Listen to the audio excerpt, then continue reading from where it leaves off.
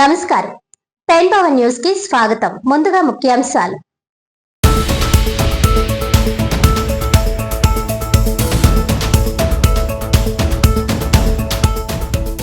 Indian lawyers association, Kakinada bar association ఆధ్వర్యంలో collectorate వరకు న్యాయవాదుల ర్యాలీ.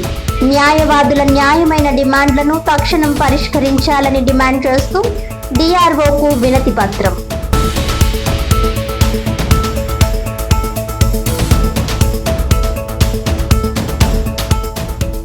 రాష్ట్ర ఉప ముఖ్యమంత్రి పవన్ కళ్యాణ్ సంపూర్ణ ఆరోగ్యంతో కోలుకోవాలని కాకినాడలో ప్రత్యేక పూజలు. భక్తి శ్రద్ధలతో తన నివాసంలో ధన్వంతరి ఆయుష్మాన్ హోమాన్ని నిర్వహించిన రాష్ట్ర సివిల్ సప్లై కార్పొరేషన్ చైర్మన్ తోట సుధీర్.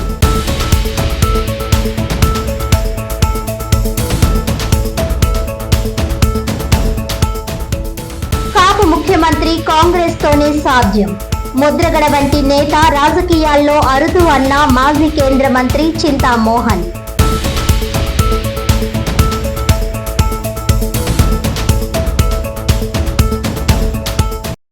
డీటెయిల్స్ చూస్తే, న్యాయవాదుల న్యాయమైన డిమాండ్లను తక్షణం పరిష్కరించాలని డిమాండ్ చేస్తూ Indian lawyers association ILA Kakinada జిల్లా శాఖ ఆధ్వర్యంలో కాకినాడ బార్ అసోసియేషన్ నుంచి కలెక్టరేట్ వరకు ర్యాలీ నిర్వహించి డిఆర్ఓ తిప్పే నాయక్ కు వినతి పత్రం సమర్పించారు.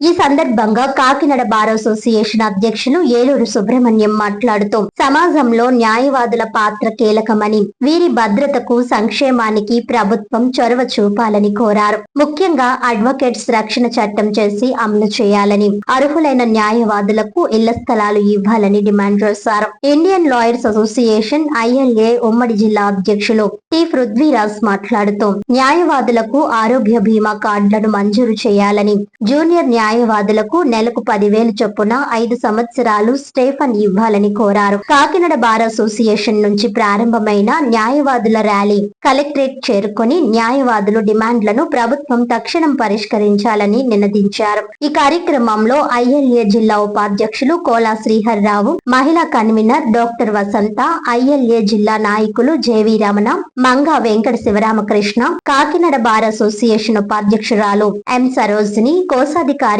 పితాని శ్రీదేవి, సీనియర్ న్యాయవాదులు బి గోకుల కృష్ణ, సయ్యద్ సాలర్, గెద్దాడ వెంకటేశ్వరరావు, కలిదిండి శ్రీనివాసరావు, కె వీరభద్రరావు, నక్కా వెంకట నరసింహరావు అధిక సంఖ్యలో న్యాయవాదులు పాల్గొన్నారు.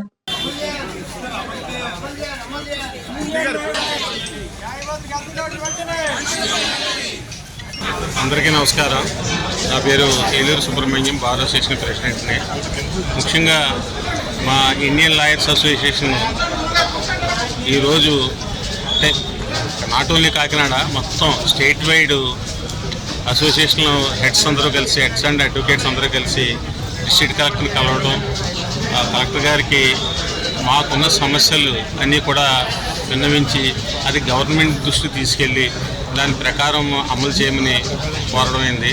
అందులో ముఖ్యమైన డిమాండ్స్ ఏంటంటే, మా ఫస్ట్ ఈ జూనియర్ అడ్వకేట్స్కి ప్రస్తుతం ఉన్న పరిస్థితుల్లో జూనియర్ అడ్వకేట్స్ మనుగడ సాగించడం చాలా కష్టమైన పని. దానికోసం నెలకి జూనియర్ అడ్వకేట్స్కి 10,000 రూపీస్ గవర్నమెంట్ స్కాలర్షిప్ కిందనో లేకపోతే మెయింటెనెన్స్ కిందనో ఇవ్వమని ఒక కోరిక కోరడమైంది.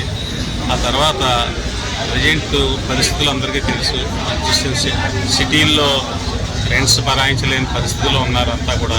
అందుకని ఈ అడ్వకేట్స్కి అవుట్ సైడ్స్ అలాట్ చేయమని, ఎట్లా గవర్నమెంట్ అందరికీ అవుట్ సైడ్స్ ఇస్తుంది కాబట్టి అందులో పార్ట్ అండ్ పార్షల్గా మా అడ్వకేట్స్ కూడా, అంటే పూర్ అడ్వకేట్స్ వాళ్ళకి కూడా అవుట్ సైడ్స్ ఇవ్వమని కోరడం అయింది.